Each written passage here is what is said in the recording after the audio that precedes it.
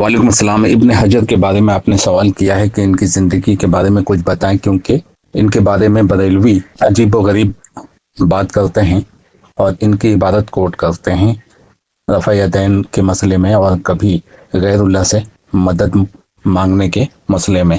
तो इसके जवाब में मैं अर्ज़ करता हूँ कि ये तो अल्लाह को भी नहीं छोड़ते हैं ना। बरेलवी अगर इब्न हजर की इबादतें पेश करते हैं तो अल्लाह ताला की भी तो इबादतें ये पेश करते हैं गैरुल्लाह से मदद साबित करने के लिए।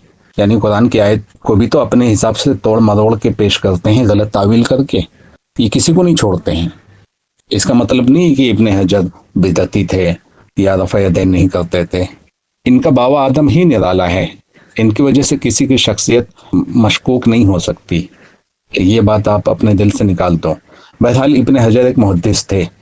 इन्होंने बुखारी की शरह भी लिखी है और ये 14वीं-15वीं सदी ईसवी के मुहद्दिस थे, फ़कीह भी थे और हाफिज भी थे। असल में जिस मुहद्दिस के आगे हाफिज लफ्ज़ लगता है तो उसका मतलब ये होता है कि जिसे 1 लाख हदीस हिफ्ज़ हो जाए उसको हाफिज कहा जाने लगता है। ये मिस्र में पैदा हुए, मिस्र के काजी रहे और मिस्र में ही इनका इंतकाल हुआ। इनकी पैदाइश है 18 फरवरी 1372 ईस्वी, सन ईस्वी, हिजरी नहीं, और इनकी वफात है 2 फरवरी 1449 ईस्वी। सन ईस्वी के मुताबिक इनकी उम्र 77 साल की थी और सन हिजरी के मुताबिक इनको उम्र मिली थी 79 साल की, 79 साल की, 81 साल की उम्र में इनकी वफात हुई थी। इब्न हजर के नाम से मशहूर होने की वजह यह है कि इनका इल्मी खानदान आले हजर में से था। यह खानदानी आले हजर में से थे और इस खानदान में मुहद्दिसीन फ़ुक़हा कसीर तादाद में पैदा हुए।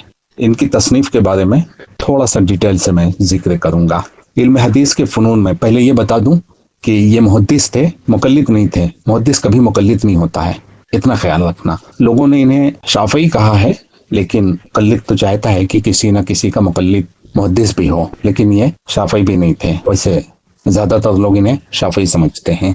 इल्म हदीस के फ़नून में शायद ही कोई ऐसा फ़न हो जिसमें आपने ज़ख़ीम किताब तसनीफ़ न की हों और आपकी ये तसानीफ़ आपकी हयात में तेबात के ज़ेवर से आरास्ता हो गई थी। बादशाह और उमरा एक दूसरे को इन कुतुब के तहफ़ दिया करते थे। अगर फतहुल बारी फी शरहुल बुखारी, यानी सही बुखारी की शरह थी फतहुल बारी, इसके अलावा आपकी कोई और तालीफ ना भी होती तो यही फतहुल बारी आपकी शोहरत और आपकी अजीमुल मर्तबत होने पर वाकफियत हासिल करने के लिए काफ़ी थी।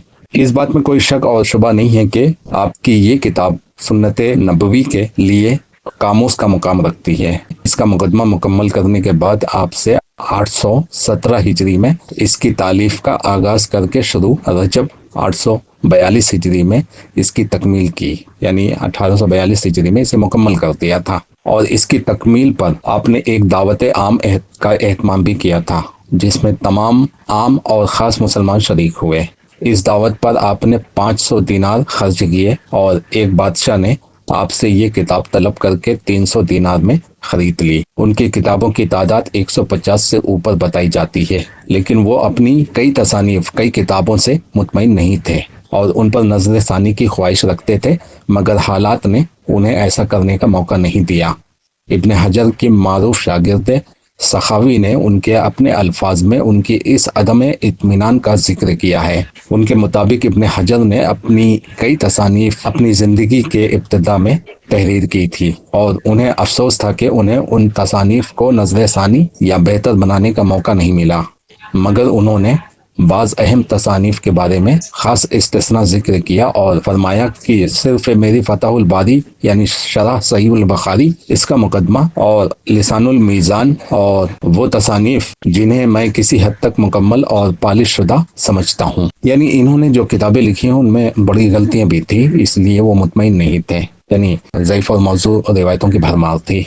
उस तरफ यही इशारा कर रहे हैं। मशहूर किताब इनकी और भी हैं, जैसे कि अल असाबा फी तमीज़ुस सहाबा, ये भी उन्होंने लिखी थी। असहाब रसूल के मुतालिक एक जामे इंसाइक्लोपीडिया है ये अल असाबा, जो अब उर्दू में भी शाया हो चुकी है। फतहुल बारी यानी शरह सही अल बुखारी अल्लामा इब्न हजर अस्कलानी की ये अजीम तसनीफ का एक शाहकार समझी जाती है। ये तसनीफ रजब 842 हिजरी मुताबिक 1428 ईस्वी में मुकम्मल हुई। फतहुल बारी के मुकम्मल होने पर काहिरा के नज़दीक एक मुकाम पर एक तकरीब मुनक्किद हुई थी جس کے متعلق مورخ ابن ایاز متوفہ 930 ہجری کا کہنا ہے کہ مصر کی تاریخ میں یہ عظیم تر تقریب تھی۔ یہ کتاب عقائد فقہ اور حدیث کا شاہکار تھی۔ اچھا یہ بتا دوں کہ یہ مورخ بھی تھے، یعنی تاریخ داں، تاریخ بھی لکھتے تھے۔ الاصابہ تاریخ پر مبنی ہے۔ اور ایک اور کتاب ہے تہذیب التہذیب۔ یہ کتاب عربی میں دائر المعارف حیدرآباد دکن ہندوستان سے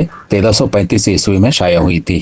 اکمال فی اسماء و رجال کے نام سے مشہور ہے، جس میں احادیث بیان کرنے والے تقریباً تمام راویوں کے حالات زندگی اس کے اندر موجود ہیں، جس سے کسی حدیث پیش کرنے والے کے حالات کا پتہ چلتا ہے کہ آیا وہ ضعیف راوی ہے یا معروف الحال ہے۔ یہ احادیث نبوی کا انسائکلوپیڈیا ہے، جسے یوسف بن عبد الرحمن المزی متوفہ 742 ہجری نے علامہ ابن حجر عسقلانی سے روایت کی ہے۔ الدر الکامنہ یہ تصنیف 8ویں صدی ہجری کے نامور شخصیات کی سوانح لغت ہے۔ التقریب التہذیب یہ تصنیف تہذیب التہذیب کا خلاصہ ہے۔ بلوغ المرام اصل میں 1358 احادیث پر مبنی یہ کتاب کا مجموعہ ہے۔ یہ احادیث صحاح ستہ اور مسند احمد ابن حنبل سے روایت کی گئی ہیں۔ 1996 عیسوی میں دارالسلام نے اس کتاب کا انگریزی ترجمہ شائع کیا تھا۔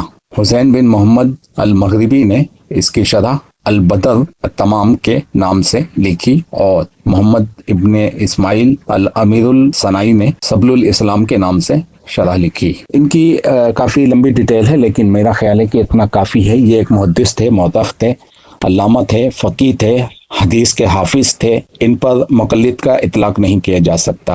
رہا سوال کی ان کی کتابوں سے جو بریلوی کچھ چیزیں اپنے مطلب کی ثابت کرتے ہیں، تو بریلویوں کا کوئی بھروسہ نہیں ہے۔ وہ تو قرآن سے بھی بہت ساری چیزیں اپنے مطلب کی ثابت کرنے کی کوشش کرتے ہیں، بخاری اور مسلم سے بھی بہت ساری اپنے مطلب کی چیزیں توڑ مروڑ کے پیش کرنے کی کوشش کرتے ہیں۔ اس سے نہ ہی اللہ تعالیٰ پر کوئی عیب ثابت ہوتا ہے، نہ ہی بخاری مسلم پہ، اور نہ ہی ابن حجر پہ۔